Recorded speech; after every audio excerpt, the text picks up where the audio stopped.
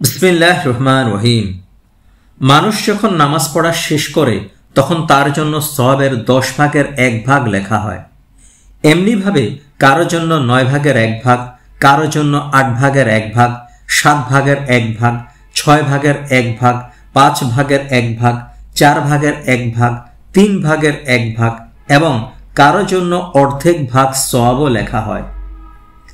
রাসূলুল্লাহ সাল্লাল্লাহু আলাইহি ওয়াসাল্লাম ইরশাদ করেছেন, যে ব্যক্তি সময় মতো নামাজ আদায় করে, উত্তম রূপে ওযু করে, খুশু খুজুর সাথে নামাজ আদায় করে, অর্থাৎ ধীরস্থিরভাবে নামাজ আদায় করে, রুকু ও সিজদাও উত্তম রূপে আদায় করে, মোট কথা নামাজের সবকিছুই উত্তম রূপে আদায় করে, তার নামাজ উজ্জ্বল ও নুরানি হয়ে যায়। এবং নামাজিকে দোয়া দেয়া হয় যে আল্লাহ তাআলা তোমার হেফাজত করুক। অপরদিকে যে ব্যক্তি মন্দভাবে নামাজ আদায় করে, অর্থাৎ সময়ের দিকে লক্ষ্য করে না, ওযু সহি হয় না, রুকু ও সিজদাও তার সঠিক নয়, তার নামাজ বিশ্রী ও কালো হয়ে বদদোয়া দিতে থাকে এই বলে যে আল্লাহ তাআলা তোমাকে ধ্বংস করুক। অতঃপর সেই নামাজির নামাজকে পুরাতন কাপড়ের মতো পেঁচিয়ে নামাজির মুখের উপর মেরে দেওয়া হয়। ভাগ্যবান ওই সমস্ত লোক যারা উত্তম রূপে ওযু করে সহিভাবে নামাজ আদায় করে। প্রত্যেক ফরজ নামাজের ওয়াক্ত মহান আল্লাহ তাআলা হযরত জিবরাইল আলাইহিস সালাম এর মধ্যস্থতায় রাসূলুল্লাহ সাল্লাল্লাহু আলাইহি সাল্লামকে শিখিয়ে দেন। অতঃপর রাসূলুল্লাহ সাল্লাল্লাহু আলাইহি সাল্লাম তার সাহাবায়ে কিরাম রাদিয়াল্লাহু তাআলা আনহুকে তা শিখিয়ে দেন এবং তা বর্তমান কাল পর্যন্ত অব্যাহত রয়েছে। রাসূলুল্লাহ সাল্লাল্লাহু আলাইহি সাল্লাম বলেন, সূর্য জুতার ফিতার পরিমাণ হেলে পড়লে হযরত জিবরাইল আলাইহিস সালাম আমাকে নিয়ে জোহরের নামাজ আদায় করেন। সূর্য পশ্চিম আকাশে গড়িয়ে পড়ার সাথে সাথেই জোহরের ওয়াক্ত শুরু হয়ে যায়।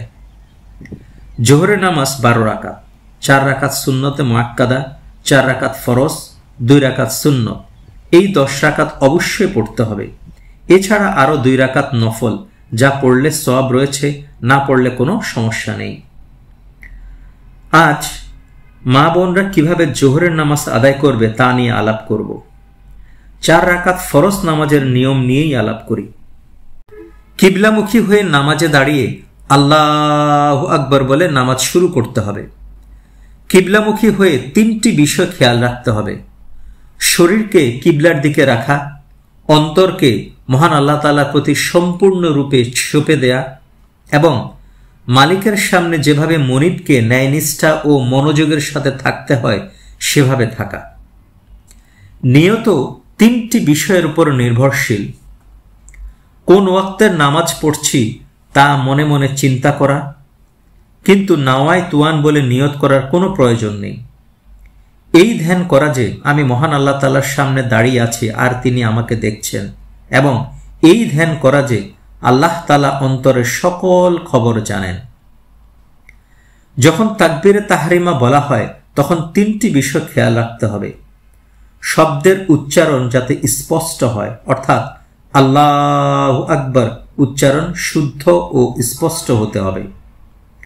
পুরুষদের 2 কান পর্যন্ত আর মা বোনদের 2 কাঁধ পর্যন্ত হাত উঠাতে হবে, যেন মহান আল্লাহ তাআলা ব্যতীত সবকিছুকে পিছনে ফেলে দিলাম মনে মনে এই চিন্তা করা, এবং আল্লাহু আকবার বলার সময় আল্লাহকে অন্তরের মধ্যে সঁপে দেয়া। দাঁড়ানোর মধ্যেও 3টি বিষয় রয়েছে, যেমন দৃষ্টি সিজদার জায়গায় রাখতে হবে, অন্তরে মহান আল্লাহ তাআলার সামনে দাঁড়ানোর ধ্যান করতে হবে এবং অন্য কোনো দিকে মনোযোগ দেওয়া যাবে না, অর্থাৎ নামাজের মধ্যে এদিক সেদিক তাকানো যাবে না।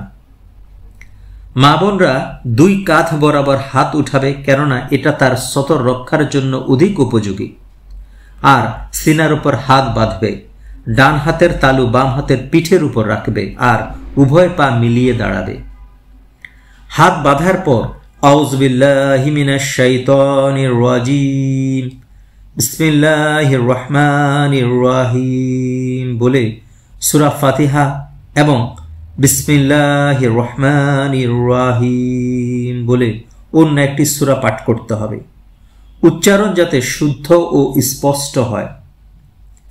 সূরা পড়া শেষ হলে রুকুতে যেতে হবে। রুকুতে 3টি বিষয় খেয়াল রাখতে হবে।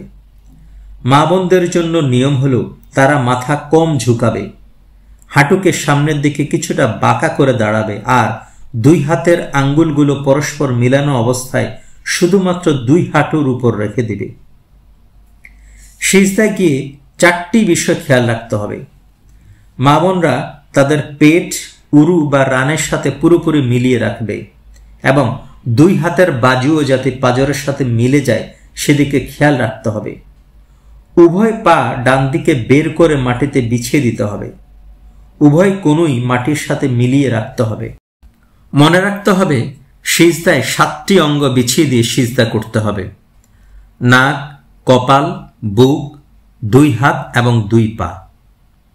অন্তর দিয়ে ও স্পষ্টভাবে তাসবিহ পাঠ করতে হবে। 2 সিজদায় বসে এবং শেষ বৈঠকে বসার সময় 3টি বিষয় খেয়াল রাখতে হবে। মা বোনরা বাম নিতম্বের উপরে বসবে এবং ডান দিক দিয়ে উভয় পা বের করে দিয়ে বসবে, কেননা এটা তার সতরের জন্য অধিক উপযোগী। শুদ্ধভাবে ও অন্তর দিয়ে আত্তাইয়াতু, দরুদ ও দোয়া মাসুরা পাঠ করতে হবে। 2 সিজদায় বসে শুধু আত্তাইয়াতু আর শেষ বৈঠকে আত্তাইয়াতু, দরুদ ও দোয়া মাসুরা পাঠ করতে হবে। উভয় দিকের কাঁধ বরাবর সালাম ফেরাতে হবে। এই নিয়মে জোহরের 4 রাকাত সুন্নতে মুআক্কাদা এবং 4 রাকাত ফরজ নামাজ আদায় করা যাবে। আর 2 রাকাত বিশিষ্ট নামাজে শেষ বৈঠকে আত্তাইয়াতু, দরুদ ও দোয়া মাসুরা পড়ে সালাম ফিরিয়ে নামাজ শেষ করতে হবে। প্রত্যেক নামাজির উচিত যথাযথভাবে নামাজ আদায় করা, অর্থাৎ ইখলাসের সাথে নামাজ আদায় করা। সেজন্য তাকে 3টি বিষয় খেয়াল রাখতে হবে। নামাজের দ্বারা একমাত্র মহান আল্লাহ তাআলার সন্তুষ্টি নিহিত হওয়া, মনে করা যে মহান আল্লাহ তাআলার তৌফিকেই এই নামাজ আদায় হয়েছে এবং সওয়াবের আশা রাখা। প্রকৃতপক্ষে নামাজের মধ্যে অনেক কল্যাণ ও বরকত রয়েছে। নামাজের মধ্যে সূরা, কেরাত, দোয়া যাই কিছু পড়া হয় উহার প্রত্যেকটি অংশই অসংখ্য গুণাগুণ ও মহান আল্লাহ তাআলার মহত্বের সমষ্টি। সর্বপ্রথম যে দোয়াটি পড়া হয় সানা, হে আল্লাহ, আমি তোমার পবিত্রতা ঘোষণা করছি, যাবতীয় প্রশংসা তোমারই জন্য। অনুরূপভাবে রুকুতে বলা হয় সুবহান রাব্বিয়াল আযীম, হে আল্লাহ, তোমার যাবতীয় হুকুম আহকামের সামনে আমি মাথা নত করছি। আমার এই পাপী দেহখানি তোমার সামনে হাজির। নিঃসন্দেহে তুমি মহান, তোমার মহত্বের সামনে আমি মাথা নত করলাম। একইভাবে যখন সিজদায় যাওয়া হয় তখন বলা হয় সুবহান রাব্বিয়াল আলা। এর মানে হল মহান আল্লাহ তাআলার সীমাহীন উচ্চ মর্যাদা ও মহত্ব স্বীকার করার সাথে সাথে যাবতীয় দোষ ত্রুটি হতে তার পবিত্রতা স্বীকার করা। শরীরের সর্বশ্রেষ্ঠ অঙ্গ হল মাথা, চোখ, কান, নাক, জবান ইত্যাদি। এই অঙ্গগুলো মাটিতে রেখে যেন স্বীকার করা হচ্ছে যে আমার প্রিয় অঙ্গগুলো তোমার সামনে মাটিতে লুটিয়ে আছে, শুধু এই আশায় যে তুমি আমার উপর দয়া ও মেহেরবানি করবে। এভাবে নামাজ আদায় করলে নামাজ সহি হবে। মহান আল্লাহ তাআলা ওই নামাজিকে পছন্দ করেন যে সহিভাবে ও আদবের সাথে 5 ওয়াক্ত নামাজ সময় মতো আদায় করে। আমিন।